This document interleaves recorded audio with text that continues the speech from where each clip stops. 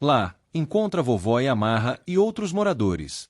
Yamarra questiona como ele conseguiu entrar sem destruir a barreira, mas Ivan não dá espaço para diálogo e continua atacando quem aparece no caminho. Nesse momento, a pequena Asa surge para proteger Yamarra. O anime começa nos mostrando uma aldeia remota nas montanhas, onde uma mulher está dando à luz a gêmeos. A idosa que a ajuda pede que ela ainda não dê à luz porque o amanhecer está próximo. Outra mulher que a assiste diz que não se pode pedir algo assim, mas a anciã insiste, afirmando que precisa ser feito, mesmo sendo impossível. Afinal, essas crianças serão aquelas que comandarão os Sugais. Mais tarde, nesse mesmo dia, um homem vê os irmãos gêmeos e percebe que nasceram as crianças que representam o dia e a noite. 16 anos depois, um desses meninos, chamado Yuru, está na floresta caçando um fazão com seu arco. A flecha atinge o pescoço da ave e, quando ele se aproxima para pegá-la, vê um rastro no céu, como se fosse um rastro de condensação. Ele não dá muita importância e apenas comenta que parece um peido de dragão.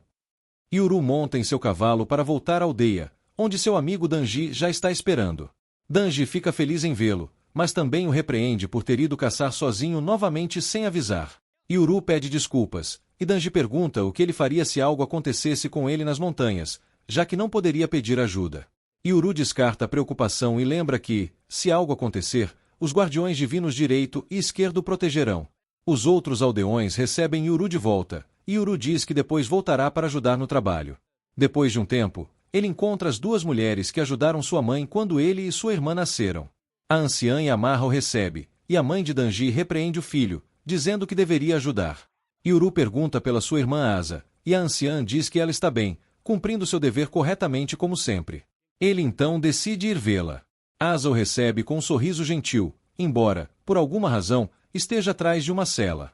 Yuru sorri de volta e conta que hoje caçou um fazão, embora não ache isso tão impressionante, ele queria mesmo era caçar um javali ou um cervo.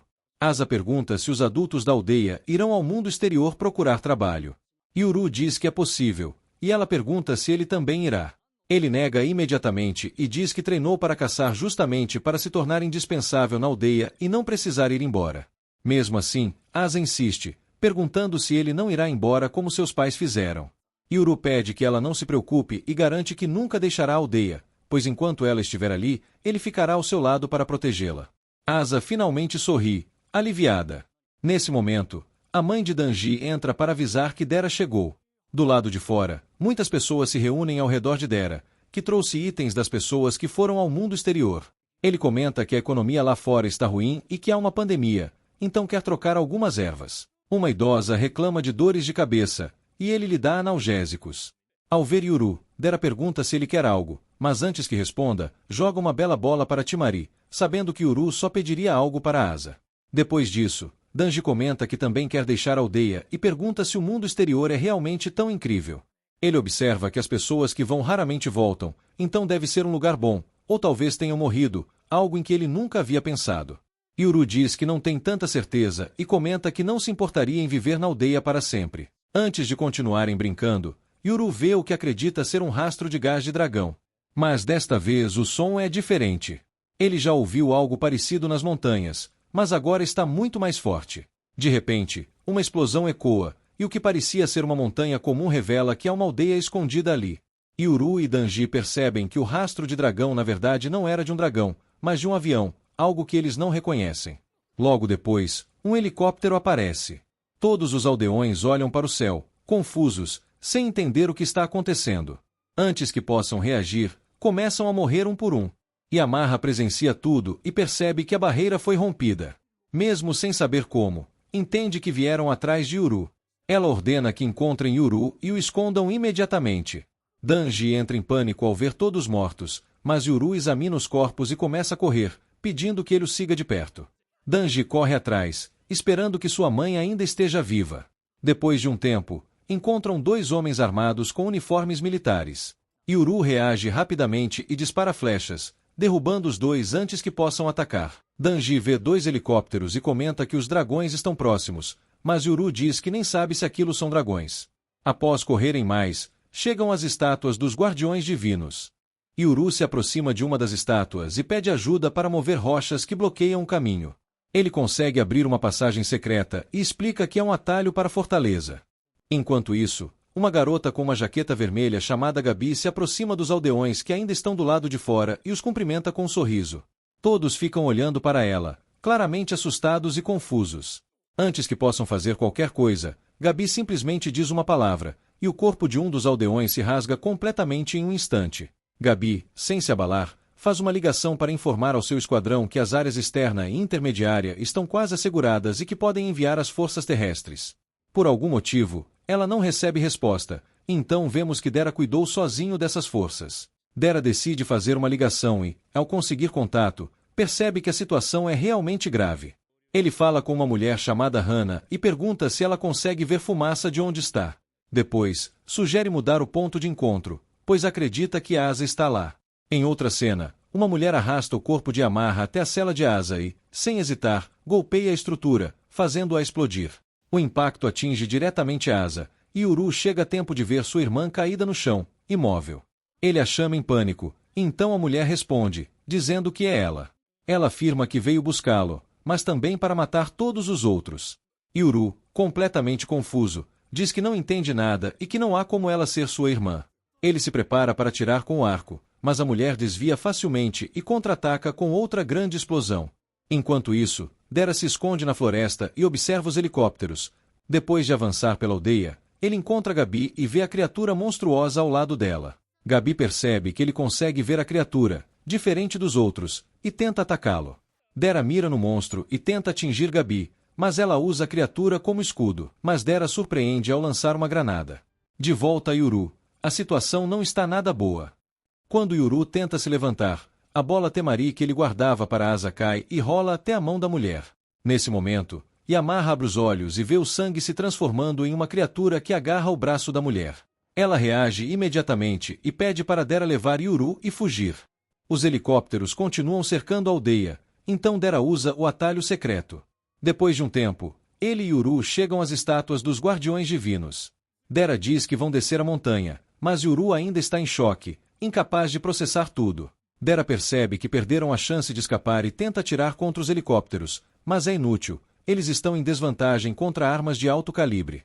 Ele comenta que, se o monstro de Gabi voltar, ficarão cercados, tornando a situação ainda pior. Sem perder tempo, ele entrega a Yuru um colar verde e diz para usá-lo entre as estátuas dos guardiões divinos direito e esquerdo. Yuru não entende nada, e Dera explica que há um buraco nas pedras entre as estátuas onde ele deve inserir o colar. Mesmo confuso, Yuru vai até lá, reclamando que ninguém explica nada. Ele encontra o buraco, mas está cheio de sujeira. Dera grita para que ele limpe rápido. Nesse momento, Dera segura sua cabeça e a bate com força contra a pedra. Yuru reclama, mas quando seu sangue entra em contato com o colar, as estátuas dos guardiões começam a brilhar intensamente. Tudo fica branco por um instante, deixando os soldados confusos. De repente, os helicópteros são sacudidos e destruídos por algo invisível. Yuru vê criaturas douradas agarrando as aeronaves e despedaçando-as com força brutal, embora ele mesmo não entenda o que está acontecendo. Quando as criaturas mordem as hélices, os helicópteros começam a cair. Dera foge com Yuru antes que sejam esmagados, enquanto Gabi observa tudo de longe e grita, dizendo que aqueles helicópteros eram o transporte dela para voltar para casa. Ela se pergunta de quem eram aqueles sugais e espera que pelo menos sejam fracos. Quando Yuru finalmente se recupera após a explosão, ele ouve um homem dizendo que seu novo mestre aparentemente é apenas uma criança, então será fácil de controlar. A mulher ao lado dele o corrige, dizendo que a idade não importa, pois eles devem obedecer ao seu mestre. Yuru observa tudo em choque e logo percebe que eles são, de fato, os guardiões direito e esquerdo. Dera explica que não existe um único nome para eles, já que são chamados de várias formas: fantasmas, espíritos, monstros, criaturas misteriosas, aberrações ou pares, seja qual for o nome verdadeiro. Ele deixa claro para Yuru que aqueles dois são, na verdade, os seus sugais. Yuru fica muito surpreso ao ver esquerda e o direita que se chamam Hidari e Mid. Ele não consegue acreditar que os guardiões da vila apareceram diante dele. Eles dizem que já o observam há bastante tempo e que agora vão ajudá-lo como seus sugais. Mid pergunta a Hidari se Yuru realmente é o mestre deles, já que ele parece completamente em choque. Então Hidari explica que, nesse momento, ele ainda não está entendendo muitas coisas. Dera também se apresenta, embora Mid e Hidari já o conheçam. Ele então pergunta o que eram aquelas coisas parecidas com pássaros, já que as derrubaram por acharem que eram uma ameaça ao mestre. Dera explica que aquilo são veículos do mundo moderno, mas diz que não há tempo para explicar tudo agora, pois duas pessoas perigosas estão atrás deles. Ele pede ajuda para descer a montanha o mais rápido possível e promete explicar tudo depois. Mid responde que apenas o mestre pode dar ordens, e como o título pertence a Yuru, eles só obedecerão a ele. Dera diz que sabe disso, mas que, no momento, Yuru não está entendendo nada. Então Gabi aparece e pergunta de quem são aqueles Tsugais. Yuru se assusta ao ver o Tsugai dela e o chama de monstro, enquanto Dera não consegue acreditar que ela esteja bem mesmo após a explosão da granada. Gabi explica que seu Tsugai consegue suportar esse tipo de ataque e diz que aquilo não é um monstro. Gabi pede para ele ir com ela, mas Yuru pergunta se foi ela quem matou todos na vila. Ela responde que sim. Mid diz que, se Yuru quiser, pode dar ordens e eles usarão todo o seu poder para cumpri-las. Porém, Yuru se recusa, dizendo que eles são guardiões da vila e que ele não é digno de comandá-los. Em vez disso, faz dois pedidos. Primeiro, que verifiquem se há sobreviventes na vila e levem qualquer um encontrado para um lugar seguro. Segundo, que ninguém toque em Gabi, pois ele mesmo quer enfrentá-la. Depois disso, diz que podem agir como quiserem. Mid gosta do pedido e fica satisfeito. Enquanto isso, Asa arremessa a velha para longe, fazendo com que o monstro que a segurava solte para salvá-la. Antes de sair, Asa avisa que ela ainda pagará pelo que fez. No caminho, Asa vê Danji e sua mãe, mas decide ignorá-los. Nesse momento, Mid avança contra Gabi, e o Tsugai dela tenta protegê-la. Porém, Mid salta para o alto para resgatar os aldeões restantes e avisa Gabi para tomar cuidado com Hidari, pois ela é muito agressiva. Logo depois, Hidari chuta o Tsugai de Gabi para longe. Aproveitando a oportunidade, Yuru dispara uma flecha na perna de Gabi para impedir sua fuga e prepara outro ataque. No entanto, o Tsugai dela a carrega e foge, fazendo Yuru persegui-la, seguido por Hidari e Dera. Enquanto isso, Mid encontra uma garota viva, mas ela não consegue vê-lo, já que pessoas comuns não enxergam Tsugais. Então ele se torna visível e tenta tranquilizá-la, mas ela desmaia de medo. Mesmo assim, ele salva várias crianças, embora todas desmaiem ao vê-lo. Ele também percebe que os atacantes mataram apenas os adultos. Asa aparece e, diferente das outras crianças, consegue vê-lo, atacando-o imediatamente. Mid bloqueia o ataque com um grito poderoso e comenta que ela nem sequer falou antes de atacar, mas reconhece que o poder dela é perigoso. Asa recua, e Mid percebe que o cheiro do sangue dela é familiar. Enquanto isso, o Tsugai de Gabi bloqueia uma entrada para impedir que alguém entre, enquanto ela tenta mantê-la fechada. Hidari usa toda a sua força para abrir a boca da criatura, impressionando Gabi com sua força. Quando Hidari consegue abrir o caminho, Yuru atira uma flecha no ombro de Gabi. Nesse momento, Asa chega e destrói o local, fazendo os destroços caírem sobre os Tsugais. Asa então se aproxima de Gabi, enquanto Yuru aponta uma flecha para elas e pergunta quem ela é. Asa afirma ser sua irmã, mas Yuru não acredita. Mid chega e confirma que ela está dizendo a verdade, pois o cheiro do sangue dela é igual ao de Yuru, provando que são irmãos. Yuru fica chocado e pergunta quem era Asa que vivia com ele. Asa revela que era uma impostora. 10 anos atrás, seus pais fugiram da vila com ela, e os outros criaram uma falsa Asa para manter Yuru ali, sabendo que ele nunca abandonaria sua irmã. Eles se aproveitaram da bondade dele. Ao ouvir isso, Yuru começa a tremer. Dera intervém e pede que Asa se afaste após o reencontro. Yuru tenta impedir, mas Dera explica que os inimigos são fortes e que, se continuarem ali, os aldeões podem correr perigo. Yuru então aceita e faz um acordo. Se Asa e Gabi deixarem a vila, ele poupará a vida de Gabi. Asa concorda, e Yuru vai embora com seus aliados.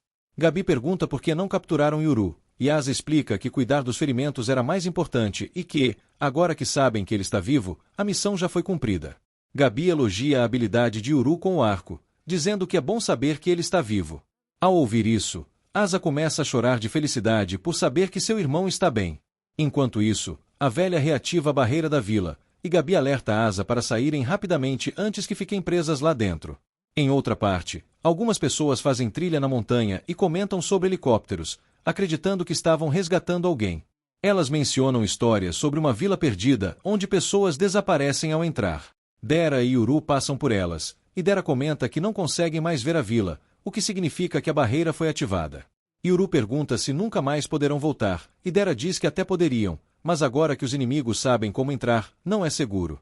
Por isso, terão que se misturar ao mundo exterior. Ao chegarem na base da montanha, encontram Hana, colega de Dera, esperando por eles. Ela reclama que ele disse que traria apenas um humano, não Tsugais. Descobrimos que Hana também consegue ver Tsugais, e Dera pede desculpas, explicando que a vida de Yuru está em perigo e que precisam sair dali rapidamente. Hana reconhece Yuru como um dos gêmeos e se apresenta, dizendo que trabalha com Dera como serva de Tsugais. Enquanto isso, Hidari e Midi ficam curiosos com o carro, sem entender o que é. Dera pergunta se há outros Tsugais por perto, mas eles dizem que não. Vendo isso como uma oportunidade, ele decide que devem fugir para um lugar movimentado o quanto antes. Ele começa dizendo para irem embora e manda Yuru entrar no carro. Yuru questiona: "Você quer que eu entre nessa coisa? Eu nem sei o que isso é nem o que faz." Hana fica frustrada. Então ela liga o motor e diz que é como um cavalo que corre muito rápido. Ao ouvir isso, todos finalmente entendem. Enquanto isso, Asa e Gabi estão esperando seus companheiros, e depois de um tempo eles chegam. Asa agradece por terem vindo. Alguém comenta que ouviu que Tsugais inesperados apareceram e se pergunta se poderia ter mudado algo se estivesse lá.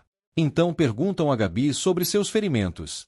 Ela responde que o sangramento parou, mas ainda há um pedaço de flecha em seu ombro que precisará ser removido depois.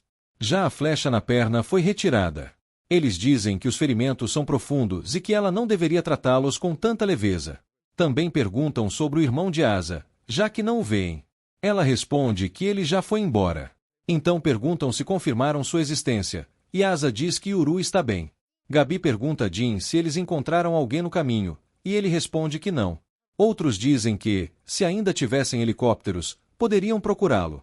Isso deixa Jin preocupado, já que perderam 2 helicópteros e todos os soldados, e seu chefe não vai deixá-lo escapar dessa. Gabi tenta tranquilizá-lo, dizendo que podem explicar ao chefe que Yuru fugiu com Dera. Ao ouvir o nome, Jin reconhece Dera imediatamente e fica surpreso que tudo tenha acontecido justamente no dia em que ele estava lá. Ele conclui que isso era inevitável e pensa que deveria ter levado seus próprios Tsugais. Enquanto isso, Dera explica toda a situação para Hana. Ela não consegue acreditar que tantos soldados estavam atrás de uma criança. Dera diz que provavelmente pertencem à família Kajimori e que, agora que sabem seu rosto e nome, ele terá que mudar sua aparência. Hana reclama que só queria uma vida tranquila, mas os problemas não param de aparecer. De repente, Midi e Hidari sentem algo. Hidari diz a Dera que há um Tsugai por perto. Dera acha que estão sendo perseguidos, mas Hidari explica que são amigos. Logo, um Tsugai aparece feliz ao vê-los e pergunta se já encontraram um novo mestre. Eles respondem que sim e apresentam Yuru, dizendo que conseguiram um novo mestre depois de 400 anos. O Tsugai fica muito feliz, e Midi acrescenta que Yuru é um dos gêmeos que podem dividir o dia e a noite. Ao ouvir isso, o Tsugai fica ainda mais animado e pergunta o que farão agora. Midi responde que, segundo Dera, eles vão se esconder por um tempo. O Tsugai então vai embora, pedindo que contem tudo quando voltarem. Dera e Hana ficam muito animados ao ver aquilo, enquanto Yuru não entende nada. Então eles explicam que aquele Tsugai era a deusa Oshira considerada muito acima dos Tsugais comuns, e que nunca imaginaram encontrar uma deusa em vida. Ao ouvir isso, Midi e Hidari não gostam nada, pois eles também são considerados deuses da vila, mas não recebem o mesmo respeito. Enquanto isso, Asa tenta assumir toda a culpa para proteger Jin, dizendo que a ideia de voltar foi dela. Mas Jin responde que o chefe ficará satisfeito ao saber que Yuru está bem, pois isso significa que a missão foi um sucesso. Gabi diz que, se Asa não estivesse lá, ela não teria sobrevivido. Então Jin pergunta se os Tsugais de Yuru eram tão perigosos assim. Gabi responde que eram perigosos o suficiente para matá-la, mas quem realmente a atacou foi Yuru. Ela explica que ele primeiro tirou sua mobilidade e depois atacou sua mão dominante, concluindo que o irmão de Asa é extremamente perigoso, como um verdadeiro caçador. Então começa a chover, e vemos alguns soldados ainda vivos na vila tentando encontrar uma saída. Porém, por causa da barreira, eles acabam voltando sempre ao mesmo lugar. Assim, percebem que estão presos. Enquanto isso, Yuru já está chegando perto da cidade. Assim que chegam, acabam parando em uma estação de descanso, onde Hana traz comida e roupas para Yuru. Ao ver as roupas, Yuru fica surpreso, já que nunca tinha visto algo assim na vila. Então Dera traz sandálias para ele e também muda sua aparência para que ninguém o reconheça. Quando Yuru vê a comida, fica ainda mais impressionado, pois em sua vila só havia comida simples. Aquilo parecia puro luxo para ele, e ele nem sabia como abrir o pacote. Hana então abre para ele, E Uru gosta tanto que chega a perguntar se aquela comida foi dada por Deus. Dera então começa a lhe dar ainda mais comida, e Hana brinca chamando-o de avó do Uru, o que faz Uru lembrar de Asa, desejando que ela também pudesse comer aquilo. Direita começa a perguntar sobre o lugar, e Dera explica que é um local para comer e descansar. Direita e esquerda ficam extremamente animados, já que há 400 anos não viam nada além da vila. Dera convida os dois para entrarem, mas eles recusam, pois precisam ficar ao lado de Uru para protegê-lo. Assim, Hana e Dera entram para comer. Dera conta que apenas disse a Uru que a garota da vila não era sua verdadeira irmã, mas ele não conseguiu aceitar, então decidiu não contar mais nada por enquanto. Hana então pergunta o que Dera pretende fazer com o garoto. Ele responde que não pode levá-lo para casa, pois sua identidade foi revelada, então terá que abandonar aquele lugar. Hana comenta que isso será difícil, já que ele está sem lar e ainda terá que cuidar de uma criança. Dera diz que Hana também está envolvida nisso e precisará ajudá-lo.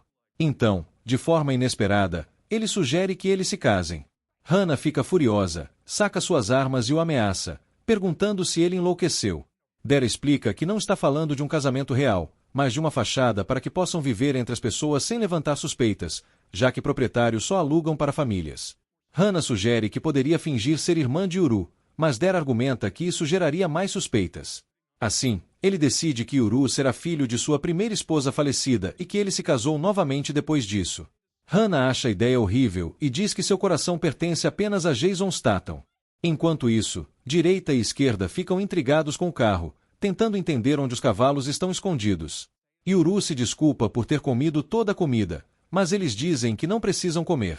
Ele pergunta como deve chamá-los, e eles dizem que ele é o mestre, podendo chamá-los como quiser. Ainda assim, Uru decide manter os nomes direita e esquerda. Ele então pede que contem tudo o que sabem sobre ele e sua irmã.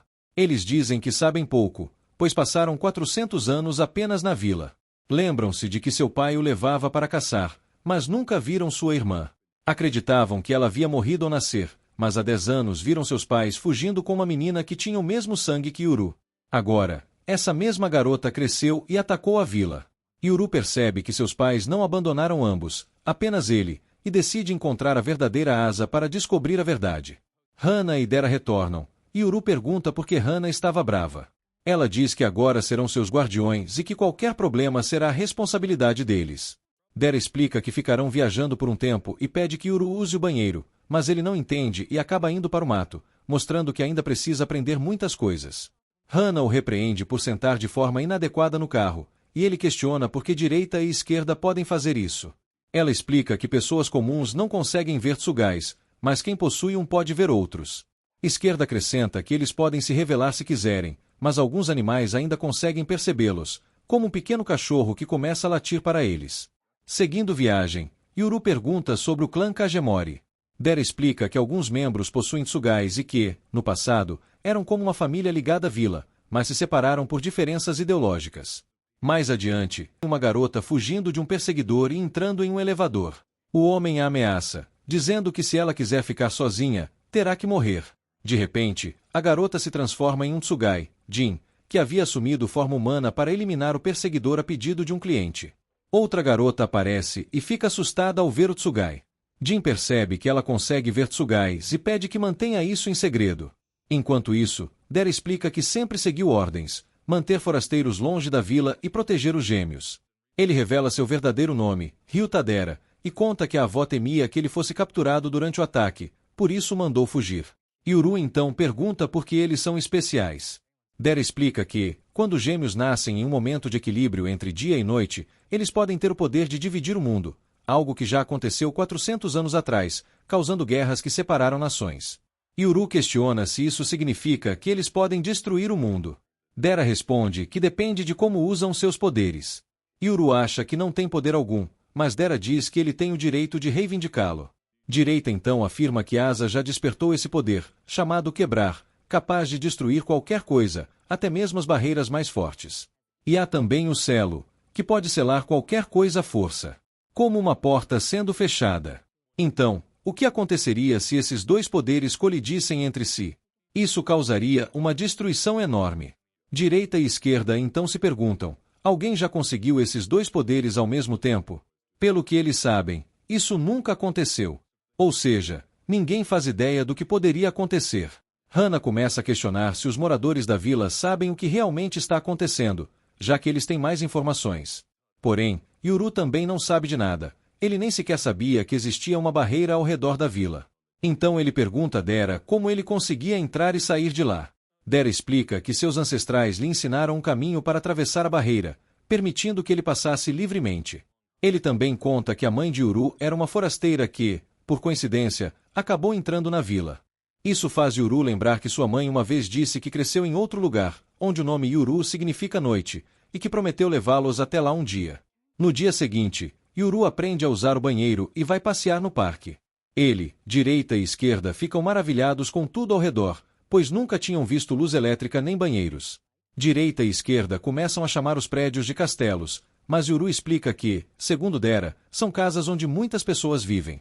Esquerda então chama o lugar de capital, mas Yuru corrige dizendo que a capital é Tóquio e que eles estão em Gintama, Guma, onde a população passa de 10 milhões.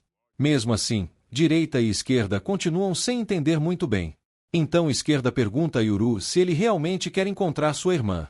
Yuru responde que sim. Ele reconhece que Dera e Hana são gentis, mas ainda tem ligação com a vila que o enganou por tantos anos. Por isso, ele não pode confiar totalmente neles, nem na garota que se dizia Asa. Ele diz que precisa descobrir a verdade, pois fugir com uma criança no meio da noite é uma decisão muito séria. Para isso, ele pretende encontrar Asa, capturá-la e forçá-la a levá-lo até seus pais, e para isso, ele precisa da ajuda de direita e esquerda. Os dois concordam em ajudá-lo. Nesse momento, Hana conta a Dera que encontrou um lugar para morarem. Dera então compartilha a notícia com Yuru e os Sugais. Yuru, porém, não faz ideia do que é um celular e pergunta sobre isso. Dera não sabe como explicar e acaba dizendo, de forma confusa, que o telefone serve para enviar sinais de fumaça. Dessa maneira ele consegue entender na hora. Quando o grupo chega à casa que Hana e Dera montaram, eles ficam impressionados porque nunca viram nada assim antes.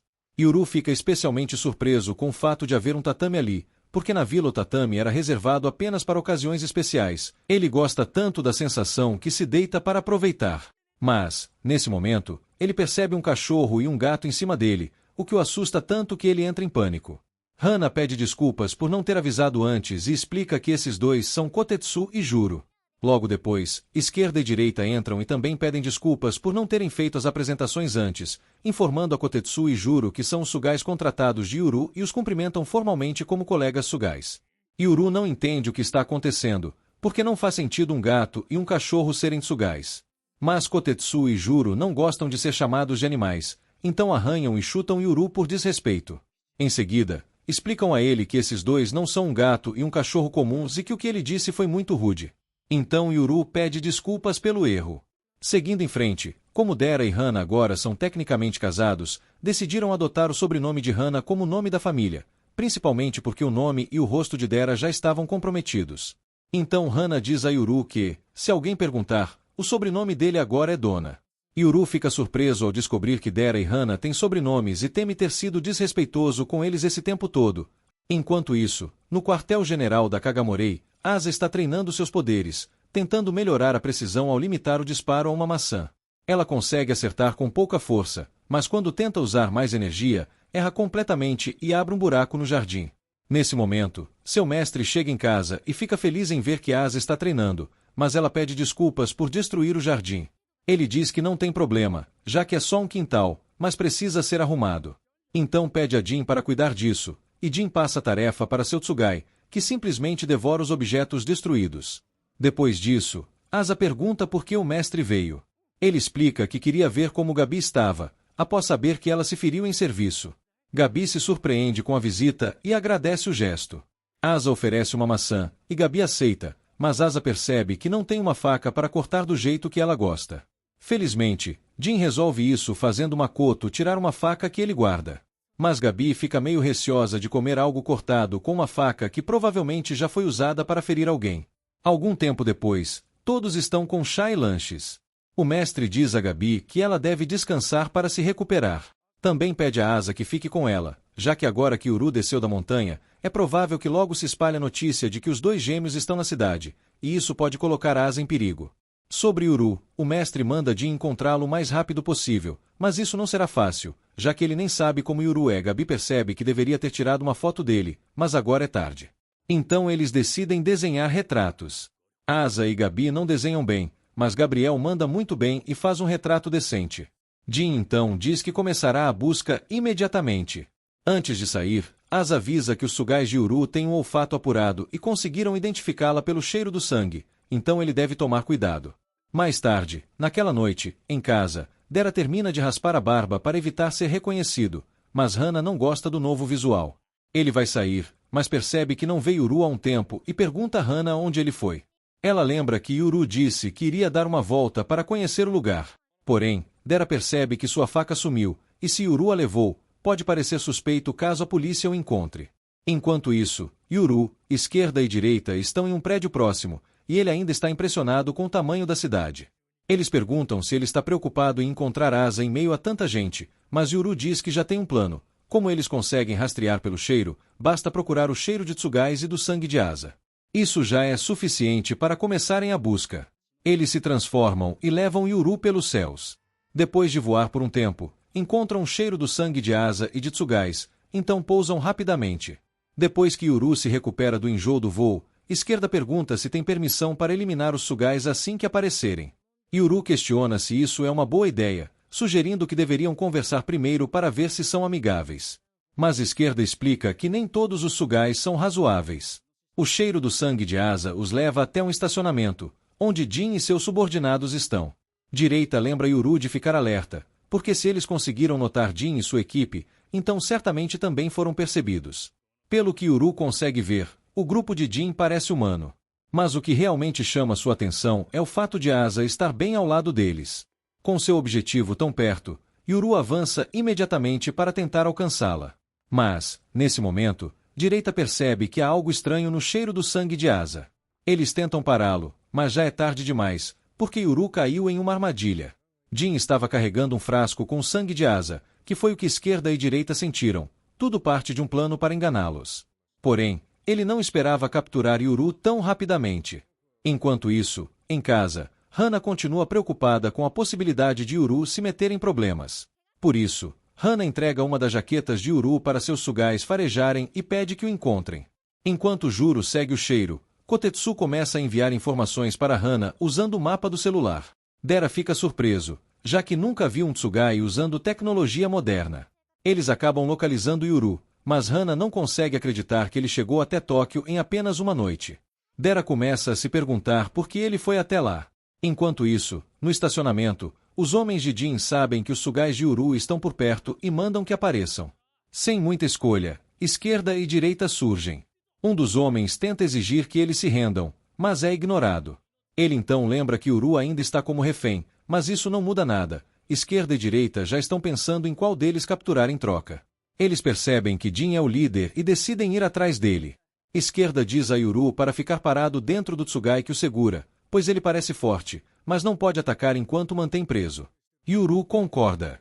Jin e seus homens ficam surpresos, pois nunca viram Tsugais dando ordens aos seus mestres, muito menos deixando o próprio mestre em perigo.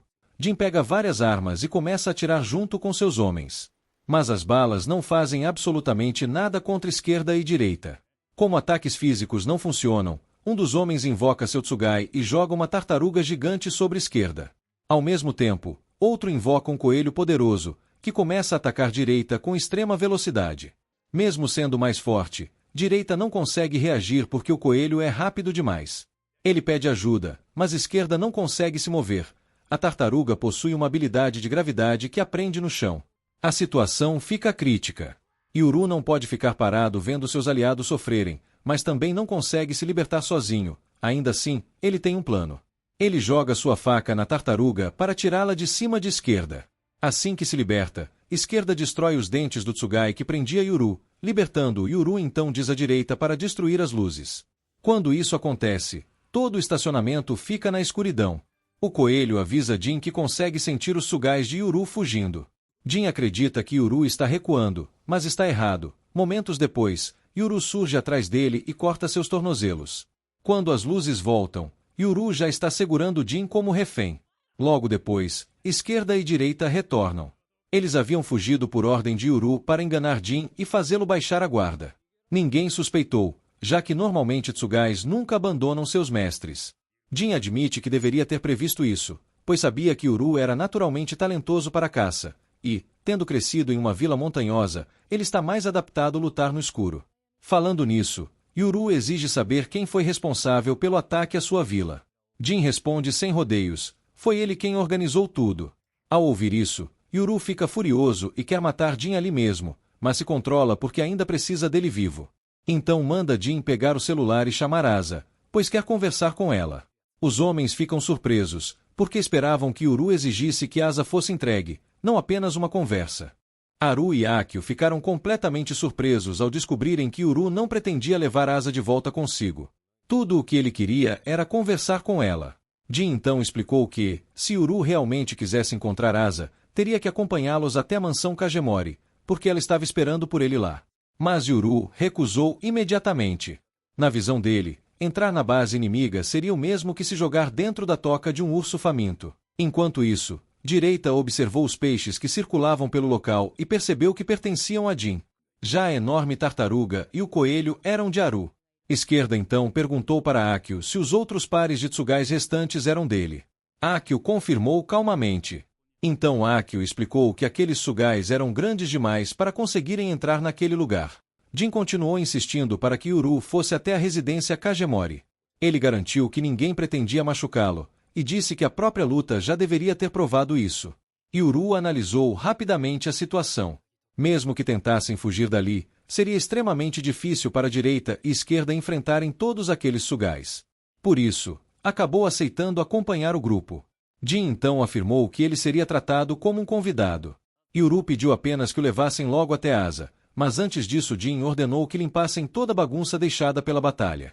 Um dos peixes de Jin começou imediatamente a devorar todo o lixo espalhado pelo chão. Haru comentou que os Tsugais espalhavam um cheiro terrível, deixando Yuru completamente confuso. Então Haru começou a explicar o funcionamento de seus Tsugais. Segundo ele, os Tsugais eram limpadores naturais. Ai conseguia comer qualquer coisa, enquanto Makoto podia produzir praticamente qualquer objeto. Pouco depois, Esquerda perguntou quanto pesava a tartaruga de Haru. O rapaz respondeu que não fazia ideia, porque ela podia ficar tão pesada quanto desejasse. Aquilo fez Esquerda perceber que ainda tinha muito a treinar. Nesse momento, o coelho de Haru começou a olhar para a direita com um sorriso provocador, claramente zombando da surra que havia dado nele. Então Direita perguntou para Yuru se ele era bom em matar coelhos.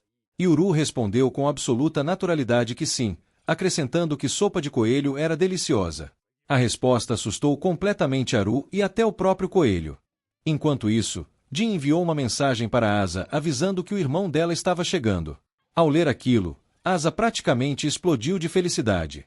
Ela acordou Gabi na base dos tapas, deixando a garota completamente desesperada, acreditando que estavam sendo atacadas. Durante a viagem de carro, Jin entrou em contato com Gonzou, o líder do clã Kagemori, e informou que o problema envolvendo os gêmeos da Vila Higashi havia terminado. Gonzou ficou extremamente animado ao descobrir que Yuru estava indo até lá. Algum tempo depois, o grupo finalmente chegou à residência Kagemori. Ao ver a gigantesca construção, Yuru e Direita ficaram impressionados. O lugar parecia mais um castelo do que uma simples casa. Mesmo assim, Direita estranhou o fato de não conseguir sentir a presença de nenhum Tsugai ali dentro, principalmente porque o clã Kagemori era famoso por possuir vários deles. Jin explicou que eles ainda estavam fora da área VIP e que existia uma barreira escondendo a presença dos Tsugais. Assim que atravessaram um enorme portão, a sensação mudou instantaneamente. Uma quantidade absurda de Tsugais passou a ser sentida por todos ao mesmo tempo. Enquanto isso, o Tsugai de Gabi avisou que Yuru havia chegado. Asa ficou extremamente feliz e tentou levar Gabi junto, mas a garota recusou imediatamente.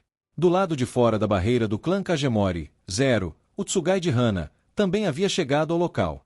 Outro Tsugai informou a posição exata de Yuru através do mapa. Quando descobriram que ele estava dentro do território Kagemori, todos ficaram desanimados.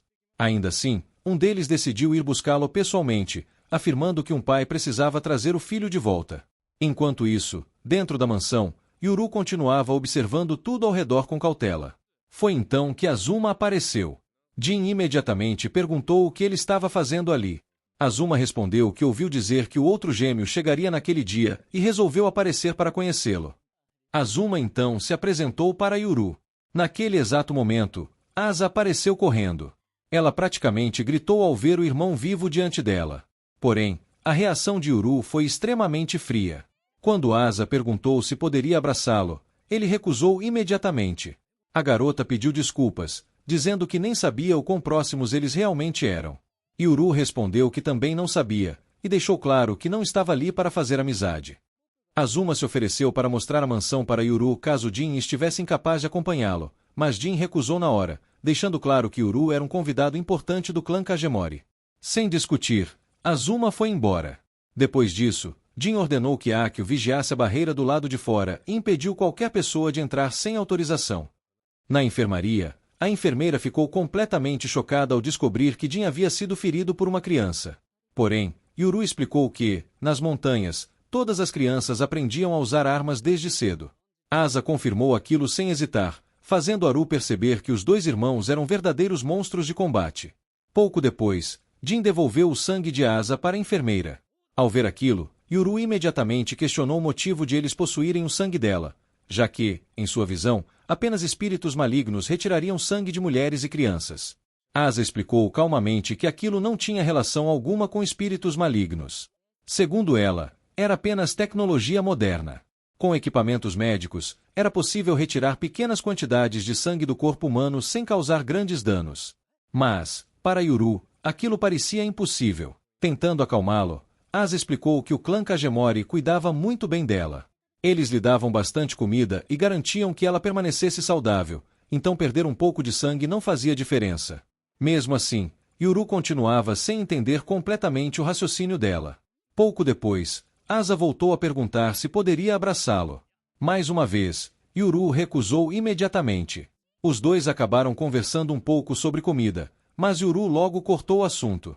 Ele não havia atravessado tudo aquilo para discutir refeições. O que ele queria eram respostas. Logo depois, ele fez a pergunta que realmente carregava no coração desde que chegara ali. Onde estão nossos pais? O clima da enfermaria mudou instantaneamente. Mas a resposta de Asa destruiu completamente suas expectativas. Ela revelou que os dois estavam desaparecidos. E pior, ninguém fazia ideia de onde eles tinham ido. Yuru ficou completamente em choque. Percebendo a reação dele, Asa pediu que Jin explicasse tudo sem esconder nada. Então Jin começou a contar o que aconteceu depois que os pais deles deixaram a vila Higashi. Segundo ele, após se estabelecerem no clã Kagemori e começarem uma nova vida, os dois decidiram visitar a família da mãe de Asa. Segundo Jin, muita gente acreditava que a mãe deles havia morrido nas montanhas.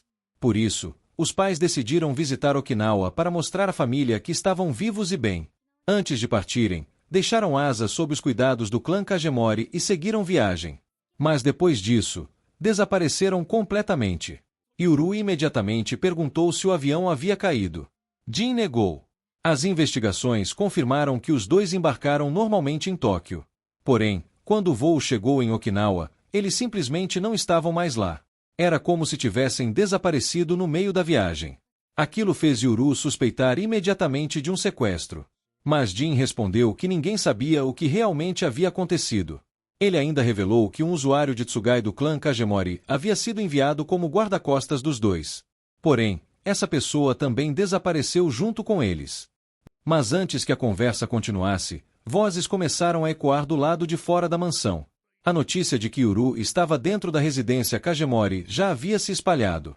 Como Gabi e Jin estavam feridos e o líder do clã não se encontrava ali, vários inimigos decidiram aproveitar aquela oportunidade para atacar e capturar os dois gêmeos.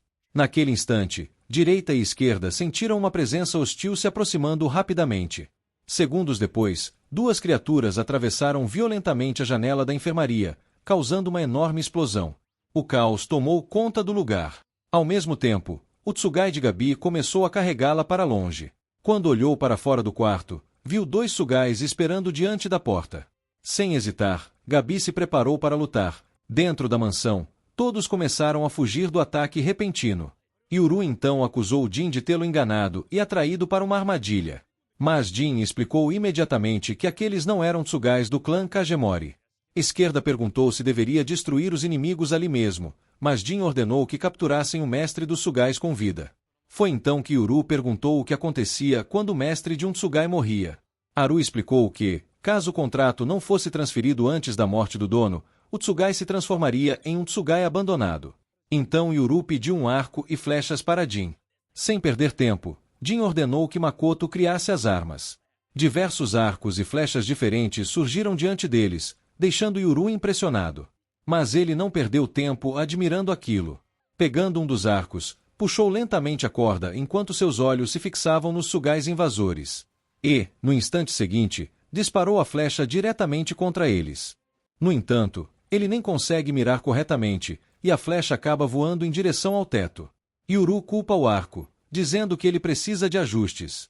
Os Tsugais em Yang continuam avançando contra eles, então o grupo corre para um local mais seguro, onde Jin liga para Gabi pedindo reforço. Infelizmente, Gabi está escondida dentro do seu Tsugai mandíbula. Um Tsugai assustador ficou preso entre as mandíbulas da criatura, enquanto o outro tenta desesperadamente libertar o parceiro.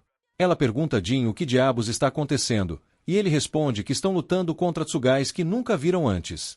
Gabi o chama de nerd idiota e manda que ele faça o trabalho dele protegendo Asa. Ela pergunta a Jin se pode agir como quiser do seu lado, e ele lhe dá total liberdade. Assim que ouve isso, Gabi ordena que seu Tsugai mandíbula morda o atacante preso. O Tsugai cavalo tenta fugir, mas o Tsugai mandíbula de Gabi o alcança rapidamente e o devora. Depois disso, Gabi sai do quarto e encontra vários Tsugais à espreita. Eles a encaram de forma ameaçadora, mas ela sabe que não está em perigo. Ela é o perigo. Enquanto isso, Yuru e os outros continuam fugindo dos Tsugais em Yang. Quando Asa diz que pode detê-los, ela então pede desculpas a Jin caso seus ataques acabem danificando a mansão. O grupo entra em uma sala onde Asa pede que Yuru distraia o Tsugai branco por alguns instantes para que ela possa usar seus poderes. Ele prepara uma flecha para fazer isso, mas, no momento em que os dois Tsugais entram no cômodo, eles se fundem e liberam seu verdadeiro poder antes que alguém consiga reagir. Yuru e Asa acabam presos em dimensões alternativas, enquanto Jin e os outros entram em pânico ao perceber que os gêmeos desapareceram. Após cumprir seu objetivo, o Tsugai em Yang tenta fugir. Porém, Haru invoca imediatamente sua tartaruga sobre ele, prendendo a enorme criatura semelhante a uma lagarta no lugar. Ele diz que, se esse Tsugai pode fazer pessoas desaparecerem sem deixar rastros, então provavelmente está ligado ao desaparecimento dos pais de Asa. Haru ordena que a tartaruga aumente ainda mais seu peso, esmagando o Tsugai em Yang contra o chão. Jin avisa que eles não podem matar o Tsugai nem seu mestre, pois precisam arrancar informações deles, e Haru concorda. Enquanto isso, presa na dimensão escura, Asa continua chamando por Yuru e pelos outros, mas ninguém consegue ouvir sua voz. Ela perde a confiança ao perceber que está completamente sozinha, pois isso a faz lembrar da época em que ficou presa no templo da aldeia. Começa a tremer e suar de medo, até que ouve a voz de direita dizendo que ela não está sozinha. Isso assusta Asa mais do que qualquer outra coisa. Ela começa a olhar em volta, tentando descobrir de onde ele está falando. Direita explica que está escuro demais para enxergar qualquer coisa, mas garante que está bem ao lado dela. Ele pergunta se ela tem medo do escuro. Asa se lembra de sua infância traumática e responde que tem medo de ficar sozinha na escuridão. Nesse momento, Direita encontra e faz carinho em sua cabeça, dizendo que localizou sua posição pelo cheiro do medo. Ele diz que ela não precisa ter medo porque está com ela, mas logo se lembra de que Yuru também desapareceu. Desesperada, pergunta sobre ele. Direita responde que não consegue sentir o cheiro de Yuru em nenhum lugar daquela dimensão. Asa pergunta por que Direita não está protegendo seu mestre. Ele responde que Esquerda está com Yuru e que ela é forte o suficiente para mantê-lo seguro. Então ele revela que veio até ali porque queria conversar com Asa. Ela fica surpresa ao ouvir isso. Direita lembra que ela o atacou sem aviso quando se conheceram e que, desde que chegou à mansão, ela sequer o cumprimentou. Ao ser questionada sobre o motivo, Asa explica que, quando ele anulou seu poder de quebra na aldeia, ela se lembrou de algo que seus pais lhe ensinaram. Eles diziam que os guardiões direita e esquerda possuíam a capacidade de neutralizar os poderes chamados quebra e selamento caso eles saíssem do controle. Direita confirma que isso é verdade. Com um sorriso assustador, ele se declara o inimigo natural dela. Asa então percebe que Esquerda se tornará a inimiga natural de Yuru caso ele adquira o poder do selamento. Ao mesmo tempo, Esquerda aparece ao lado de Yuru, que está completamente perdido dentro da dimensão branca. Ele pergunta à guardiã onde estão. Esquerda responde que nunca viu nada parecido. Yuru comenta que eles estão sobre um chão sólido, mas que toda aquela luz branca está confundindo seus sentidos. Esquerda explica que, enquanto voava anteriormente, acabou batendo em algo semelhante a um teto. Isso significa que o local é uma barreira criada para mantê-los presos. Yuru fica um pouco assustado ao ouvir isso, mas logo pede ajuda para ajustar a mira usando um novo arco. Esquerda fica confusa com sua atitude, e Yuru explica que seu pai lhe ensinou a sempre manter suas ferramentas em perfeito estado e estar preparado para qualquer batalha. Por isso, já que estão presos ali, ele pretende ajustar o arco. Esquerda pergunta se ele não sente medo naquele lugar estranho. Yuru responde que, desde que sua aldeia foi atacada, nada mais faz sentido para ele. Por isso, acabou se acostumando a viver confuso. Em seguida, pede que Esquerda segure seu facão acima da cabeça para servir de alvo. Ao tentar ajustar a mira, erra feio no primeiro disparo e acerta a cabeça de Esquerda. Yuru entra em pânico e pede desculpas, mas Esquerda manda que ele continue, pois é feita de pedra e flechas não podem machucá-la. Ele erra novamente e começa a ficar desesperado. Sem entender o que está acontecendo, Esquerda pergunta se ele não está preocupado com a irmã. Yuru responde que Asa possui o poder da quebra e, portanto, provavelmente conseguirá escapar da barreira sozinha. Ao mesmo tempo, no mundo real, a tartaruga sente algo estranho e salta para longe. Haru pergunta o que está acontecendo, e a criatura apenas aponta para o Tsugai Yin Yang, que de repente se rompe por dentro. Graças aos seus poderes, Asa e Direita emergem da criatura. Todos ficam felizes ao vê-la, mas Asa tem assuntos mais importantes para resolver antes de comemorar. Ela usa seu poder para romper o contrato entre o Tsugai Yin Yang e seu antigo mestre. Depois, pede ao médico um frasco de sangue. Asa espalha o sangue sobre o Tsugai para formar um novo contrato, e a criatura aceita instantaneamente como sua nova mestre. O Tsugai começa a se esfregar nela de maneira afetuosa, deixando Asa surpresa com o quanto ele é amigável. Ela pergunta se ele engoliu seu irmão. Quando o Tsugai confirma, Asa manda que ele o cuspa imediatamente. No instante seguinte, a criatura cospe Yuru e Esquerda para fora. Os dois não perdem tempo e apontam suas armas contra o Tsugai. Asa manda que parem, explicando que ele agora está do lado deles. Yuru exige uma explicação antes de atirar. Asa responde que o Tsugai trabalha para ela agora, e Haru acrescenta que talvez ele possa revelar informações sobre os pais desaparecidos deles. O Tsugai Yin Yang não demonstra nenhuma lealdade ao antigo dono e o denuncia imediatamente, revelando que ele está escondido do lado de fora da sala. De repente, uma flecha disparada por Yuru atravessa seu ombro. Yuru ordena que Direita capture o sujeito, enquanto Asa fica completamente encantada com a habilidade impressionante de caça do irmão. Ao mesmo tempo, Jin anda mancando pelos corredores da mansão, orientando os não combatentes a permanecerem escondidos enquanto Tsugais inimigos se aproximam sorrateiramente por trás dele. Ele sequer se dá ao trabalho de olhar para eles, pois sua enorme piranha simplesmente os devora. A piranha menor cospe granadas contra os invocadores de Tsugais escondidos nas sombras. Nesse momento, Gabi aparece e informa que derrotou 5 inimigos fracos pelo caminho, mas não reconheceu nenhum deles. Jin responde que também não reconheceu ninguém. De repente, ele percebe uma presença atrás de si.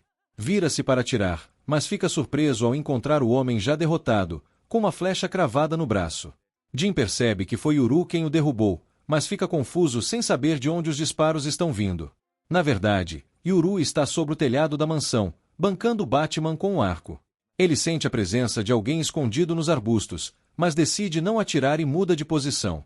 Enquanto isso, o samurai escondido conclui que não tem chance contra Yuru em um confronto direto. Ele sabe que seria morto por uma flecha antes mesmo de conseguir se aproximar. Por isso, decide abandonar a missão, pois não quer morrer como os outros tolos daquele grupo improvisado. Outro invasor também resolve fugir depois de perder todos os seus Tsugais.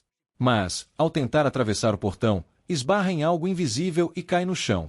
Ao olhar para cima, entra em pânico ao ver um olho gigante. Nesse instante, Baldi aparece empunhando um pé de cabra e espanca o sujeito sem piedade. Pouco depois, todos se reúnem perto das salas destruídas. Nesse momento, Gabi chega e imediatamente começa a discutir com Yuru. Asa consegue acalmar os dois, lembrando que ainda precisam lidar com os invasores capturados vivos. Gabi pergunta a Jin o que farão com os prisioneiros. Ele responde que a decisão final caberá ao mestre da mansão, mas que podem interrogá-los até ele retornar. Haru assume a responsabilidade e começa pelo rapaz que era dono dos Tsugais Yin Yang. O criminoso afirma que recebeu uma enorme quantia de dinheiro para sequestrar os gêmeos, mas garante que não sabe quem o contratou. Haru sequer perde tempo com perguntas. Ele invoca sua tartaruga sobre as pernas do sujeito, esmagando-as instantaneamente. Agora disposto a cooperar, o homem aceita falar. Haru pergunta novamente quem o contratou. O rapaz jura pela própria mãe que não sabe. Segundo ele, encontrou todos os membros da equipe pela primeira vez naquela missão. Ele acredita que um homem barbudo usando uma jaqueta camuflada era o líder do grupo. Ao ouvir isso, Baldi entra em choque, pois foi justamente esse homem que ele praticamente matou durante a batalha. Jin fica decepcionado com a informação.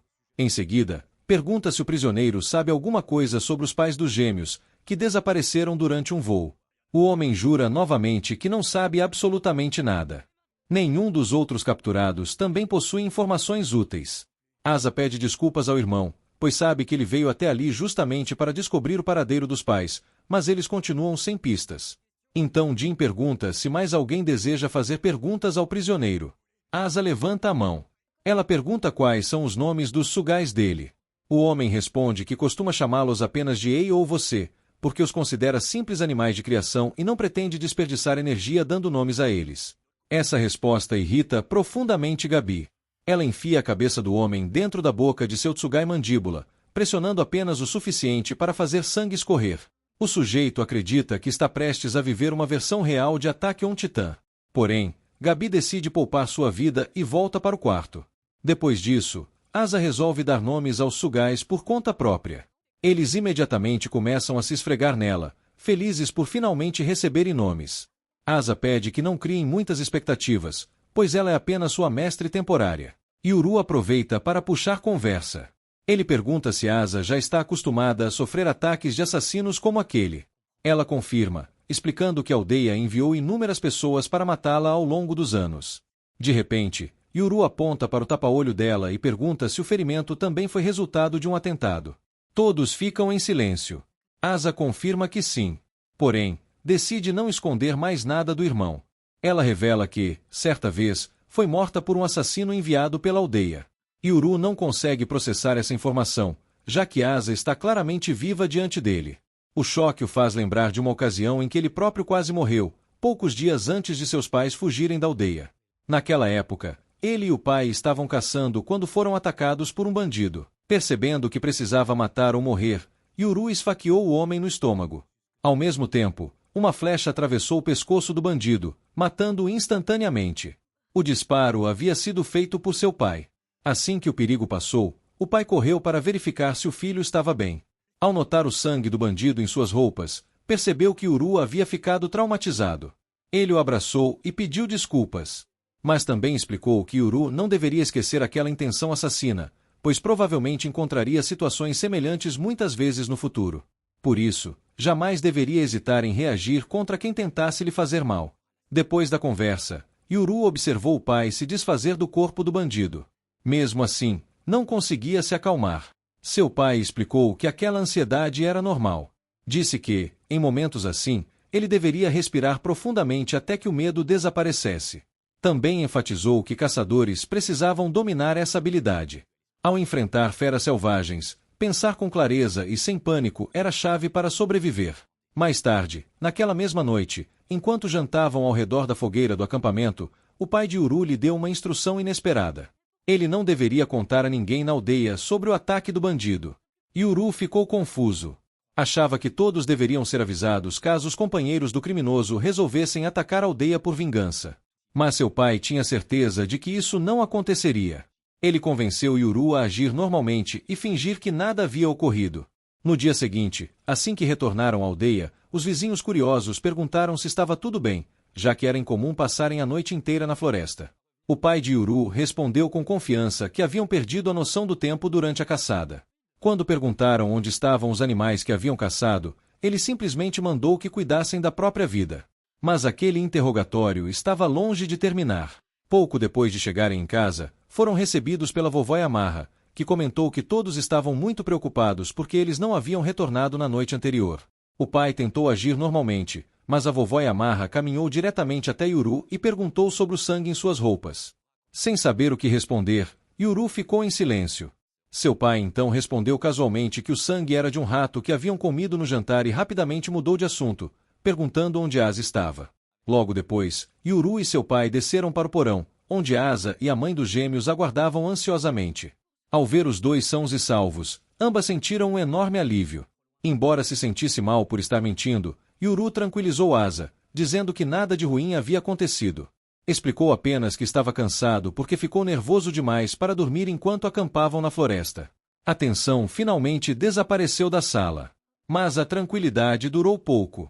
Enquanto os gêmeos conversavam animadamente, o pai de Yuru sussurrou algo no ouvido da mãe. A reação dela deixou claro que a informação a perturbou profundamente. Poucos dias depois daquele incidente, os pais dos gêmeos fugiram da aldeia, deixando Yuru para trás. Mas a pior traição de todas foi descobrir que a garota presa na jaula, que ele acreditava ser sua irmã durante 10 anos, era uma impostora. E que praticamente todos na aldeia haviam mentido para ele. Ao revisitar essas lembranças sob uma nova perspectiva, Yuru decidiu ouvir a estranha história de Asa sobre sua própria morte. Ela explica que, depois que ela e seus pais fugiram da aldeia, foram perseguidos por inúmeros inimigos. Mesmo assim, conseguiram escapar repetidamente e sobreviver por pouco até serem acolhidos pelo clã Corei. Depois disso, as coisas ficaram relativamente tranquilas, até que seus pais desapareceram. No ano anterior, quando completou 15 anos, ela foi capturada por um assassino enviado pela aldeia. O assassino acabou matando-a. Mas, em vez de encontrar o vazio da morte, Asa despertou em uma dimensão alternativa. Nesse lugar vivia um Tsugai mascarado que possuía o poder da quebra. Cercada por escuridão e crânios, Asa acreditou que havia ido para o inferno. O Tsugai começou a rir e perguntou que tipo de vida ela havia levado para assumir imediatamente que terminaria no inferno. Em seguida, explicou que aquele local era a fronteira entre a vida e a morte, conhecida como Reino das Sombras. Asa então percebeu que tudo que seu pai havia contado sobre a profecia era verdade. Segundo a lenda, gêmeos nascidos na aldeia no dia em que a duração do dia e da noite é igual estão destinados a viajar ao Reino das Sombras e comandar Tsugais. O Tsugai confirmou a profecia. Também explicou que os aldeões provavelmente a mataram na esperança de despertar seu poder. Depois disso, ofereceu 2 escolhas. Segundo ele, se usado corretamente, esse poder permitiria que Asa decidisse o destino do mundo. Mas também alertou que a maioria das pessoas a enxergaria apenas como uma ferramenta a ser utilizada. Naquele momento, Asa quase escolheu a morte. Ela já havia perdido os pais e não via mais sentido em continuar. Mas então se lembrou de Yuru. Em pânico, perguntou ao Tsugai se seu irmão também havia morrido e chegado ao Reino das Sombras. O Tsugai respondeu que não saberia. Caso Yuru tivesse morrido, ele seria enviado para outro Tsugai, aquele que possuía o poder do selamento. Asa percebeu que não podia morrer sem descobrir o que havia acontecido com seu irmão, principalmente porque ela e seus pais o haviam deixado para trás em uma aldeia cheia de pessoas que talvez quisessem matá-lo. Sem intenção de morrer antes de salvá-lo, decidiu aceitar o poder da quebra e retornar ao mundo dos vivos. Quando ressuscitou, encontrou-se amarrada à mesma cadeira onde os assassinos a haviam prendido. Enquanto o sangue ainda escorria de seu corpo, ela ouviu em silêncio os assassinos discutindo. Eles reclamavam porque o plano não havia funcionado e ela ainda não havia ressuscitado. Ela usou seus novos poderes para romper as cordas que prendiam suas mãos. Um de seus olhos começou a brilhar intensamente. Então avançou contra os assassinos. A luta terminou em um único golpe. Pouco depois, Gabi encontrou Asa sentada ao lado dos corpos dos 2 assassinos. Gabi sentiu pena dela, pois sabia que aquela era a primeira vez que Asa havia tirado uma vida. Mas Asa respondeu que finalmente aceitara o caminho que lhe fora destinado. E esse caminho incluía sujar as próprias mãos. Depois de terminar sua história sobre morrer e voltar à vida, Asa pede desculpas a Yuru. Ela diz que já não é mais a irmã doce e inocente que ele conhecia. Enquanto isso, Gabi retorna ao seu quarto. Lá encontra 2 bonecos de palha representando um cavalo e um boi. Ela conclui que são os restos dos Tsugais que derrotou durante o ataque. Por respeito, decide enterrá-los no quintal dos fundos. No dia seguinte, enquanto o clã Corei limpa os estragos causados pelo ataque da noite anterior, Der aparece nos portões da mansão. Ele afirma que veio buscar Yuru. Jin é informado imediatamente sobre sua chegada e avisa Yuru. Sem saber em quem confiar, Yuru fica pensativo. Ele percebe que ainda não sabe se deve acreditar em Dera ou no clã Corei. Por isso, decide ouvir os 2 lados ao mesmo tempo. Então pede que Jin permita a entrada de Dera. Enquanto caminham em direção à entrada para encontrá-lo, são interceptados pelo estranho Azuma. Ele comenta sobre o estado deplorável da mansão. Quando Jin explica que o local foi atacado por invocadores de Tsugais na noite anterior, Azuma finge surpresa. Jin acha difícil acreditar nisso. Nesse momento, uma enorme baleia chamada Hikaru aparece. Ao ver os estragos, pergunta se um terremoto atingiu a mansão. Depois que Azuma explica a situação, Hikaru imediatamente procura Asa com o olhar para confirmar que ela está bem. É então que ele vê Yuru pela primeira vez. Reconhecendo-o instantaneamente como irmão gêmeo de Asa, fica feliz por saber que ela finalmente o encontrou. Enquanto continuam caminhando para a entrada, Hikaru pede desculpas por não ter estado presente durante o ataque. Ele comenta que é alarmante o fato de a barreira protetora da mansão ter sido violada. Segundo ele, isso prova que nenhum lugar é realmente seguro. Ao chegarem ao jardim da frente, Hikaru vê o carro de seu pai, Gonzou, líder do clã Korei, chegando ao local. Logo depois, Dera sai do veículo. A cena deixa Jin completamente surpreso. Gonzou explica que encontrou Dera na entrada e lhe ofereceu uma carona ao descobrir que ele era o guardião de Yuru. Em seguida, aperta a mão de Yuru com entusiasmo e diz que está feliz em finalmente conhecê-lo. Enquanto isso, Jin observa Dera atentamente. Ele considera extremamente suspeito o fato de Dera, membro do clã Tata, que serve a aldeia Higashi, ter chegado sozinho e sem proteção à fortaleza do clã Korei. Principalmente porque seu clã nunca havia se mostrado antes. Mas Jin não é o único desconfiado. Até mesmo Gonzou está secretamente desejando matar Dera ali mesmo.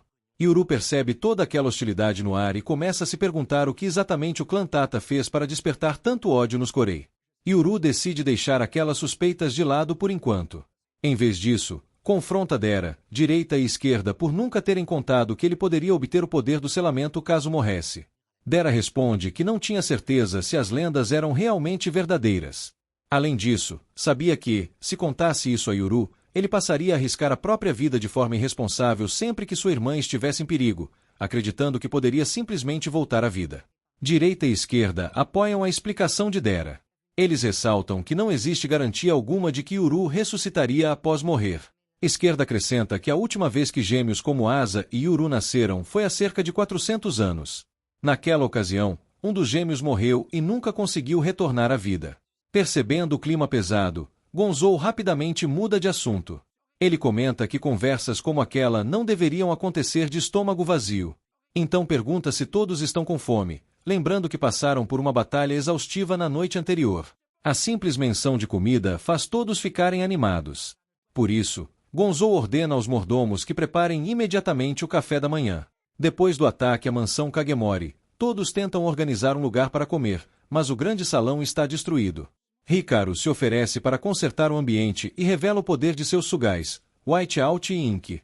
Primeiro, ele apaga a sujeira, os escombros e as partes danificadas com uma chama branca. Depois, com uma chama preta, reescreve o lugar e restaura o piso, as paredes e os pilares. Yuru, Dera e os outros ficam impressionados ao verem que o salão destruído volta ao normal em poucos segundos. Esse momento também serve para revelar mais sobre Hikaru. Ele é um mangaka famoso que usa Agur como nome artístico, enquanto seu nome verdadeiro é Hikaru Kagemori. Dera reconhece o nome dos créditos de filmes e fica surpreso. Também fica claro que Hikaru, Azuma e Jin são irmãos. Hikaru é o mais velho, Azuma é o do meio e Jin é o mais novo. Como filho mais velho, Hikaru seria o próximo chefe do clã Kagemori, mas ele rejeita completamente esse destino. Ele não quer comandar um clã cheio de esquemas e conflitos, prefere viver em paz desenhando mangá, algo que ele considera bem mais honesto do que os planos da própria família. Após a restauração do salão, todos se sentam para o café da manhã. A cena começa tranquila, mas logo vira uma discussão política entre clãs. Jin questiona Dera sobre como ele descobriu que Yuru estava na mansão e levanta a suspeita de que a Vila Higashi poderia estar por trás do ataque da noite anterior. Dera nega envolvimento e afirma que não concorda com os extremistas da vila. A conversa revela que tanto a Vila Higashi quanto os Kagemori possuem facções internas, interesses próprios e pessoas dispostas a usar Yuru e Asa como peças de poder. Asa explica que foi criada e protegida pelos Kagemori, mas sua vida não é realmente livre. Dentro da mansão ela está protegida, mas fora dela pode ser atacada por pessoas interessadas em obter o poder de quebra. Ela também conta que já foi sequestrada por assassinos da Vila Higashi quando precisou ir a um hospital comum. O estresse de ser constantemente perseguida fez com que ela adoecesse. Isso mostra que, embora viva em uma mansão grande, Asa apenas trocou uma prisão por outra. Durante a conversa, Dera pergunta sobre o registro familiar de Asa e a situação legal dela no mundo de baixo. Ela explica que ainda não tem registro ali e que sua mãe, Nagisa, era originalmente do mundo exterior. Porém, Nagisa e o pai dos gêmeos desapareceram depois de um ataque, e ninguém sabe ao certo quem foi responsável. Dera fica surpreso, porque, mesmo estando ligado à Vila Higashi, nunca ouviu falar sobre o desaparecimento dos pais de Yuru e Asa. Isso sugere que o desaparecimento pode envolver mais do que apenas a Vila Higashi. Gonzou expõe sua visão sobre os gêmeos. Para ele, toda vez que nascem os gêmeos ligados aos poderes de quebra e selo, o mundo entra em caos. Por isso, ele acredita que Yuru e Asa deveriam ser o último par de gêmeos e que a Vila Higashi, responsável por produzir esse ciclo, deveria acabar. Azuma discorda. Ele acredita que poderes concedidos pelos deuses devem ser usados para governar o mundo de forma pacífica. Para ele, a Vila Higashi pode continuar existindo, desde que fique sob o controle de uma organização capaz de administrar quebra e selo. Assim, Gonzou quer eliminar a origem dos gêmeos, enquanto Azuma quer controlar esse poder. Yuru, que até então estava apenas comendo e ouvindo, finalmente fala. Ele lembra que direita e esquerda disseram que ele e Asa não eram crianças amaldiçoadas responsáveis pelo caos. Quem causa guerra são as pessoas que desejam usar o poder deles. Essa ideia dá força a Yuru, porque ele percebe que Asa vive se culpando por coisas que não são culpa dela.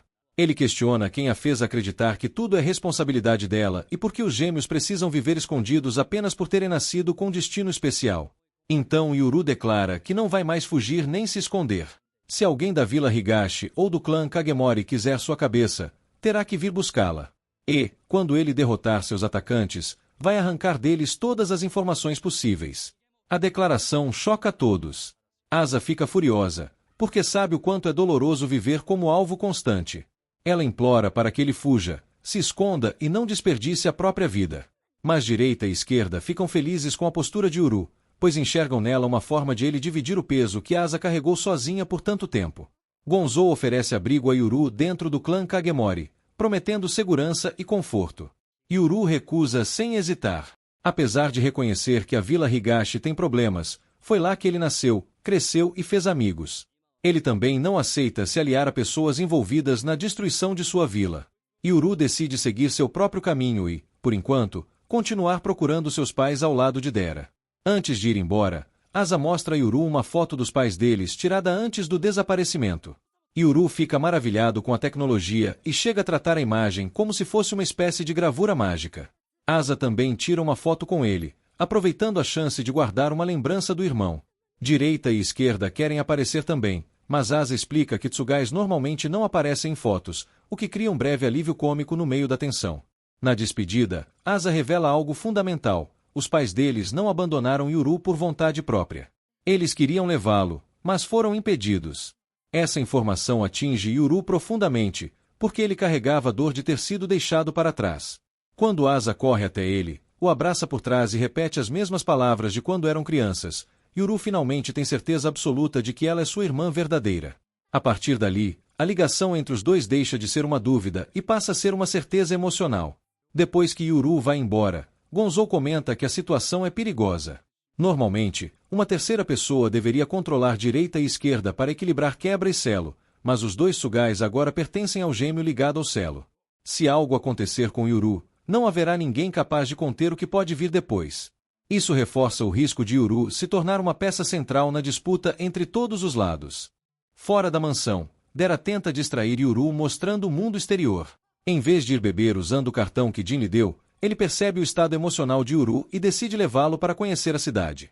Eles andam de iate, visitam uma estação de trem e vão a uma corrida de cavalos.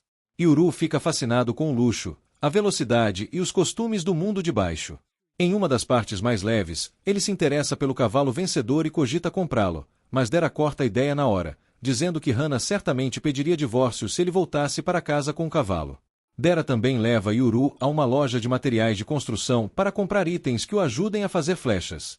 Yuru queria ferver partes de cervo para produzir cola animal, mas Dera evita o desastre doméstico e apresenta a ele a cola de madeira. Yuru fica impressionado.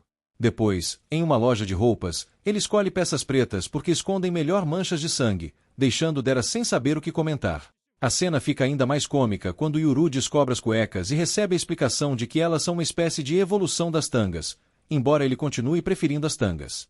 Durante essas compras, Yuru percebe algo importante: os homens que o atacaram nas montanhas não pareciam aldeões. Eles eram limpos demais, tinham mãos de gente do mundo de baixo e até usavam roupas íntimas diferentes das da vila. Isso faz Yuru concluir que os supostos bandidos foram enviados de fora para matá-lo. Ele não sabe se a ordem veio da Vila Higashi ou de outro grupo, mas entende que alguém tentou criar uma situação para forçar o despertar do Celo. Dera percebe que eles estão sendo seguidos por 3 pessoas e os leva até a casa perdida do clã Tadera. Essa casa é uma espécie de barreira labiríntica. Quem entra sem conhecer o caminho pode ficar preso para sempre. Os perseguidores tentam fugir, mas acabam presos ali. Antes que Dera consiga interrogá-los, surge uma ameaça inesperada. Tanaga Ashinaga, um par de Tsugais antigos formados por Long Arm e Long Leg. Eles haviam sido selados há mais de 1000 anos e foram libertados recentemente por alguém desconhecido. A luta contra Tanaga Ashinaga mostra a diferença entre os Tsugais comuns e os monstros antigos. Direita e esquerda enfrentam Long Arm e Long Leg, mas a dupla é perigosa, rápida e se move de forma imprevisível. Dera mente dizendo ser o mestre de direita e esquerda para atrair a atenção dos inimigos e proteger Yuru. Direita e esquerda entendem o plano e fingem obedecê-lo, fazendo Tanaga Ashinaga acreditar que Dera é o verdadeiro alvo. No meio do confronto, eles descobrem que uma velha que o seguia trabalha para Azuma Kagemori. Ela recebeu ordens para observar Yuru, mas não para machucá-lo. Mesmo assim, fica claro que Azuma estava monitorando tudo por meio de uma pequena borboleta demoníaca, quase imperceptível. Ou seja, os perseguidores humanos eram apenas distração. O verdadeiro observador era o Tsugai de Azuma. Yuru percebe que o mestre de Tanaga Ashinaga deve estar por perto, já que Tsugais costumam proteger seus mestres. Enquanto Dera e direita e esquerda seguram os Tsugais, Yuru tenta encontrar quem os libertou. Porém, a luta se intensifica, e ele decide agir.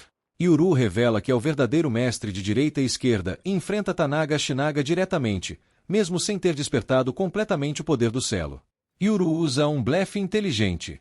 Como o poder de quebra de asa envolve abrir e fechar a mão, ele deduz que o Celo talvez use o gesto oposto. Ao levantar a mão, faz Tanaga Ashinaga hesitar por um instante, temendo que ele já consiga selá-los. Esse segundo de dúvida é suficiente. Yuru ordena que direita e esquerda ataquem com tudo. Eles assumem uma forma mais poderosa e, com a ajuda das armas modernas de Dera, derrotam os Tsugais antigos. A vitória mostra que Yuru ainda não controla o Celo, mas já entende como o medo desse poder pode ser usado estrategicamente. Depois da luta, Yuru aprende mais sobre quebra e Celo. Esquerda explica que quebra cria Tsugais desgarrados, enquanto Celo pode devolver Tsugais ao estado de relíquia e prendê-los. Isso faz Yuru perceber que seu poder futuro talvez seja muito mais perigoso e importante do que imaginava. Ao mesmo tempo, o Celo também pode ser visto como um poder de contenção, não apenas de destruição. Após a batalha, Yuru encontra o mestre de Tanaga Ashinaga escondido debaixo da casa, um garoto chamado Ken. Ele diz que aquela casa era de seu pai, o que imediatamente gera confusão. Yuru, sem perder tempo, pergunta se Ken é filho secreto de Dera, e Dera entra em pânico tentando negar. A verdade é outra: Ken é filho de Hovei Tadera, o antecessor de Dera e também seu pai.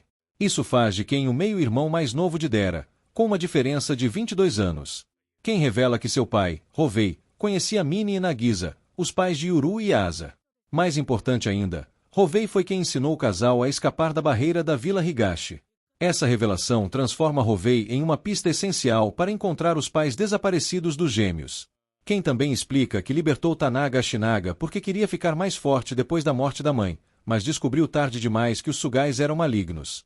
Como não conseguia controlá-los, prendeu-os dentro da casa perdida, tentando impedir que causassem mais problemas. Dera entende que o desaparecimento de Hovei tem relação direta com a fuga dos pais de Yuru. Há 10 anos, Hovei simplesmente jogou todas as responsabilidades do clã Tadera sobre Dera e sumiu. Agora, tudo indica que ele fugiu para evitar as consequências de ter ajudado Mine e Nagisa. Quem não sabe onde Hovei está, mas confirma que ele tinha informações sobre a Vila Higashi e que não gostava da tradição dos gêmeos. A velha Kagemori que o seguia acaba sendo poupada. Mesmo depois de ela revelar a identidade de Yuru para Tanaga Ashinaga, Yuru decide deixá-la ir, pois percebe que ela não queria matá-los e tem uma família esperando por ela. Antes de partir, ela pede permissão para enterrar os corpos dos homens mortos na casa perdida. Yuru ajuda, explicando de forma prática que corpos precisam ser enterrados para evitar doenças. A velha percebe que ele fala de morte com naturalidade não por crueldade, mas porque essa foi a vida que ele conheceu. Dera leva Ken para casa, onde mora com Hana e Uru. A chegada gera uma das melhores cenas de humor. Hana vê um cartão de bar, um cartão de aposta e um garoto desconhecido, concluindo que Dera saiu para beber, apostar e voltou com um filho secreto. Dera consegue explicar que Ken não é seu filho, mas não consegue negar a parte das apostas. Hana quase entra em modo divórcio, principalmente quando descobre que o patrimônio de Dera inclui uma casa que, na prática, é um tsugai do clã Tadera e ainda gera imposto. A situação muda quando eles descobrem que Ken tem dinheiro guardado em uma conta, enviado pelo pai. Hana imediatamente muda de postura e aceita que o garoto fique ali. Apesar do humor, a cena também mostra que Ken está emocionalmente abalado.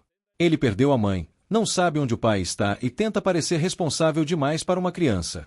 Hana percebe isso e comenta que crianças que se esforçam demais para serem boas podem estar muito exaustas por dentro. Uru acolhe Ken de forma simples e direta. Para ele, Ken é parente de Dera, então basicamente é família. Uru mostra a Ken uma de suas habilidades mais impressionantes. Ele consegue criar várias flechas e outras armas. Ken fica surpreso ao perceber o quanto Uru é capaz de produzir e pede para aprender com ele, pois quer ficar mais forte. Uru aceita ensiná-lo. Enquanto isso, na mansão Kagemori, Makoto chega acompanhada de seus sugais e encontra Asa, Gabi e Jin. Asa pergunta por que ela foi chamada ali, e Makoto explica que seus sugais são especialistas em sequestros. Ela revela que um deles consegue se transformar em outras pessoas para atrair vítimas, enquanto o outro usa armadilhas para capturá-las. Isso faz Asa entender melhor por que determinados sugais tinham sido enviados atrás dela e de Uru. Jin explica que não chamou Makoto para sequestrar Uru, mas para investigar o desaparecimento do portão oeste. O grupo vai até o muro oeste e Makoto afirma que ali existia, sim, um portão. Porém, agora só há uma parede. Gabi suspeita que aquilo possa ter sido causado por Hikaru, já que ele consegue alterar a realidade com seus sugais. Mas Asa descarta essa possibilidade, pois as alterações de Hikaru deixam rastros visuais por um tempo. Observando melhor, Jin e Asa percebem duas linhas finas na parede, exatamente na largura de um portão, levantando a dúvida de como ele desapareceu. Em outro lugar, Azuma se encontra com seu tio Ayato. Ayato critica Azuma por ter deixado Yuru escapar e diz que ele deveria ter aproveitado a chance para capturar um dos gêmeos. Azuma responde que derrotar Yuru e seus sugais não seria tão simples. Ayato também sugere que Azuma tente manipular Asa, mas ele recusa a ideia. Antes de sair, Azuma deixa para trás uma borboleta de seu tsugai. Logo depois, um homem misterioso aparece, destrói a borboleta e avisa Ayato para não subestimar o próprio sobrinho. Depois vemos Hana investigando relatórios de pessoas desaparecidas. Ela encontra dados antigos, anteriores ao nascimento de Uru, onde aparece o nome da mãe dele. Uru se aproxima ao ouvir isso e conta que Asa havia dito que sua mãe era de Okinawa. Hana lembra que, se a mãe dele desapareceu enquanto visitava os pais, talvez os avós de Uru ainda estejam por lá. No entanto, procurar essa família pode ser perigoso, pois os Kagemori talvez já saibam quem eles são e possam estar esperando por qualquer movimento. Enquanto isso, Azuma revela a Jin que seguiu Dera e descobriu seu esconderijo. Jin fica preocupado, pois o objetivo era ganhar a confiança de Uru e seus aliados, não fazê-los pensar que estavam sendo perseguidos. Azuma também conta que encontrou uma barreira chamada Lost House e que 2 companheiros morreram durante a perseguição. Como eles não tinham família, Azuma pretende manter suas identidades ativas para usá-las no futuro, algo que deixa Jin desconfortável, principalmente quando pensa em Asa. Jin então recebe uma ligação de Gabi, avisando que Asa recebeu uma chamada da avó. Durante a conversa, Asa percebe algo estranho. Sua avó repete praticamente as mesmas falas da última vez. Logo fica claro que ela está sendo controlada por tsugais. Isso deixa Asa abalada, enquanto seus próprios tsugais tentam confortá-la. Sem conseguir avançar pela família da mãe, Yuru decide procurar pistas sobre o pai. Para isso, Dera vai até um xamã que já o conhece. Ele começa falando sobre uma menina da Vila Higashi que precisa de vacinação, mas depois revela o assunto principal. A vila foi atacada pelos Kagemori. Dera também conta que Asa recebeu o poder da quebra, destruiu a barreira da Vila Higashi e acabou levando os Kagemori até o local. O xamã fica preocupado ao saber que a antiga lenda da quebra e do selo se tornou realidade. Dera explica que Yuru está com ele, mas admite que não consegue protegê-lo sozinho. Ele pede ajuda para encontrar informações sobre seu pai, desaparecido há cerca de 10 anos. O xamã promete investigar quando for à Vila Higashi. Antes de partir, ele conta que foi atacado na noite anterior por um homem com 2 katanas que, na verdade, eram tsugais. Dera percebe que alguém está tentando se aproximar de Yuru e obter informações sobre ele. O xamã segue para a Vila Higashi e encontra o lugar destruído, com moradores em luto e crianças assustadas. Elas acreditam que, depois da partida de direita e esquerda, algum mal tomou conta da vila. O xamã vacina a menina e percebe o clima pesado entre os sobreviventes. Muitos querem vingança contra os Kagemori e discutem a necessidade de conseguir o poder do selo para enfrentá-los. Mas o xamã alerta que Yuru é forte demais para ser derrotado por humanos comuns. Ele afirma que 5 bandidos já foram enviados atrás dele e nenhum voltou vivo. Por isso, alguns moradores concluem que a única forma de atingi-lo seria usando alguém como refém. Nesse momento, a situação muda completamente. Um homem surge de dentro do corpo do xamã, revelando ser o mesmo sujeito que o atacou anteriormente e que também estava ligado a Yato. O xamã percebe uma marca estranha em seu corpo, enquanto o homem se apresenta como Ivan. Como os moradores não conseguem ver os sugais, Ivan se aproveita da confusão e inicia um ataque contra todos.